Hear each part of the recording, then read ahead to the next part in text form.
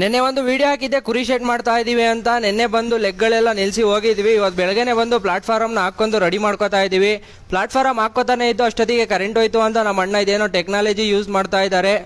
ಇದ್ರೊಳಗಡೆ ಪೈಪ್ನ ಗಮ್ಮಾಕಿ ಕೂರಿಸ್ಬಿಟ್ಟಿದ್ರು ಅಂತ ಮತ್ತೆ ಗಮ್ಮಾಕಿ ಪೈಪ್ನ ಬಿಸಿ ಮಾಡಿ ತೆಗಿತಾ ಇದ್ದಾರೆ. ಅದೆಲ್ಲ ಮಾಡಾದ್ಮೇಲೆ ಕರೆಂಟ್ ಬಂತು ಅಂತ ಮತ್ತೆ ಕೆಲಸನ ಸ್ಟಾರ್ಟ್ ಮಾಡ್ಕೊಂತ ಇದೀವಿ.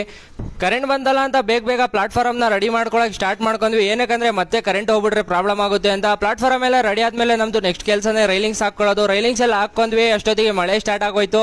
ಹಿಂದೆಗಡೆ ಗೋಡೆಗೆ ಒಂದು ಗ್ರಿಲ್ ಮಾಡಬೇಕಿತ್ತು ಅಂತ ಗ್ರಿಲ್ ಮಾಡಕ್ ರೆಡಿ ಮಾಡ್ಕೊಂಡ್ವಿ. ಗ್ರಿಲ್ ರೆಡಿ ಆಗೋ ಗಂಟ ಆಲ್ಮೋಸ್ಟ್ ಕತ್ಲೆ ಆಗೋಯ್ತು. ಗೇಟ್ ನಿಲ್ಸೋಣ ಅಂತ ಇಂಚಸ್ ಎಲ್ಲ ಹಾಕೊಂಡ್ವಿ. ಕತ್ಲೆ ಆಗೋಯ್ತಲ್ಲ ಅಂತ ಕೆಲಸನ ಕೈ ಬಿಟ್ಟಿದೀವಿ. ನೆಕ್ಸ್ಟ್ ವಿಡಿಯೋದಲ್ಲಿ ಹಾಕ್ತೀನಿ ಎಷ್ಟೆಷ್ಟು ಖರ್ಚು ಬರುತ್ತೆ, ಎಷ್ಟಡಿ ಇದೆ, ಎಷ್ಟು ಕುರಿ ಸಾಕ್ಬೋದು ಅಂತ ಎಲ್ಲ ಡೀಟೇಲ್ಸ್ ಕೊಡ್ತೀನಿ. ಕೆಲಸ ಹೇಗಿದೆ ಅಂತ ಕಮೆಂಟ್ ಮಾಡಿ. ಕೆಲಸ ಇಷ್ಟ ಆದರೆ ಫಾಲೋ ಮಾಡಿ, ಲೈಕ್ ಮಾಡಿ. ನೀವು ಮಾಡಿಸ್ಬೇಕಂದ್ರೆ ಕಮೆಂಟ್ ಮಾಡಿ, ನಂಬರ್ ಹಾಕ್ತೀನಿ. ಸಿಗೋಣ ನೆಕ್ಸ್ಟ್ ವಿಡಿಯೋದಲ್ಲಿ. ಬಾಯ್.